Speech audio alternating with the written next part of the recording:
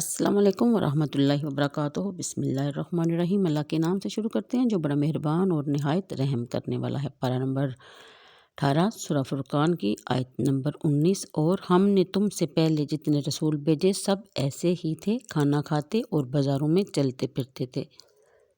یہ آیت کفار کے اس طعن کا جواب ہے جو انہوں نے سید عالم صلی اللہ علیہ وآلہ وسلم پر کیا تھا کہ وہ بازاروں میں چلتے ہیں، کھانا کھاتے ہیں۔ یہاں بتایا گیا کہ یہ امور منافی نبوت نہیں بلکہ یہ تمام انبیاء کی عادات مستمرہ تھی، لہذا یہ طعن محض جہل اور عناد ہے۔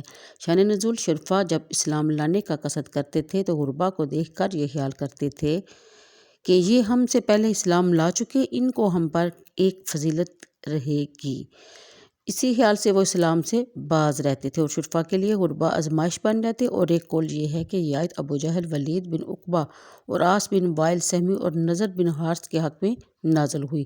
ان لوگوں نے حضرت ابو ذر، ابن مسعود اور عمار بن یاسر اور بلال اور صہیب و عامر بن فہیرہ کو دیکھا کہ پہلے سے اسلام لائے ہیں تو غرور سے کہا کہ ہم بھی اسلام لے آئیں تو ان جیسے ہو جائیں گے، تو ہم میں اور ان میں کیا فرق رہ جائے گا۔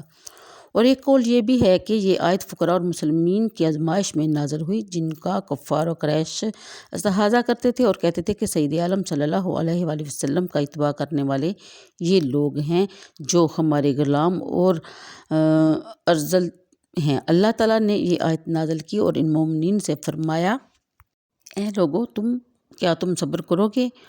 اور اے محبوب تمہارا رب دیکھتا ہے۔ اور وہ بولے، جو تم ہمارے ملنے کی امید نہیں رکھتے ہم پر فرشتے کیوں نہیں اتارے؟ یہاں پارہ نمبر 19 شروع ہو رہا ہے، یعنی کہ ہمارے لیے رسول بنا کر یا سید عالم مصطفیٰ صلی اللہ علیہ وسلم کی نبوت اور رسالت کے گواہ بنا کر فرشتوں کو بھیجتے۔ پھر بیان فرمایا جاتا ہے کہ وہ خود ہمیں خبر دے دیتا کہ سید عالم صلی اللہ علیہ وسلم اللہ کے رسول ہیں، یعنی کہ فرشتے۔ یہ کفار کا کہنا تھا کہ فرشتے ہمیں خبر دیتے اور ہم یقین کر لیتے۔ ان کا تکبر انتہا کو پہنچ گیا اور سرکشی حد سے گزر گئی۔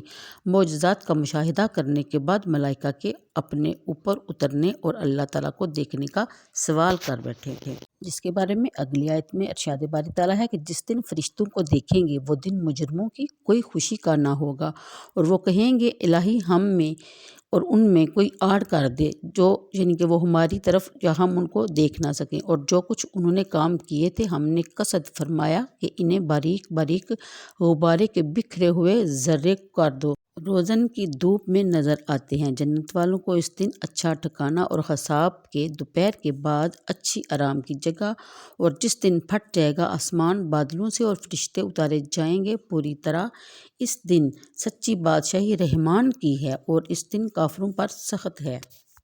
یعنی روز قیامت فرشتے مومنین کو بشارت سنائیں گے اور کفار سے کہیں گے کہ تمہارے لیے کوئی خوشخبری نہیں۔ حضرت ابن عباس رضی اللہ تعالیٰ عنہما نے فرمایا کہ فرشتے کہیں گے کہ مومن کے سوا کسی کے لیے جنت میں داخل ہونا حلال نہیں، اس لیے وہ دن کفار کے واسطے نہایت حسرت اور رنج و غم کا باعث ہوگا۔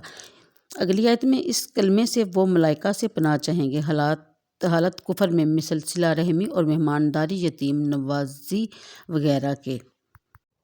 حضرت ابن عباس رضی اللہ تعالیٰ عنہما نے فرمایا کہ آسمان دنیا پھٹے گا اور وہاں کے رہنے والے فرشتے اتریں گے، وہ تمام اہل زمین سے زیادہ ہیں، جنوں ان سب سے۔ پھر دوسرا آسمان پھٹے گا، وہاں کے رہنے والے اتریں گے، وہ آسمان دنیا کے رہنے والوں سے اور جنوں ان سب سے زیادہ۔ اسی طرح آسمان پھٹتے جائیں گے اور ہر آسمان والوں کی تعداد اپنے ماتحتوں سے زیادہ ہے، یہاں تک کہ ساتواں آسمان پھٹے گا، پھر کروبی اتریں گے، پھر حاملین عرش، اور یہ روز قیامت ہوگا۔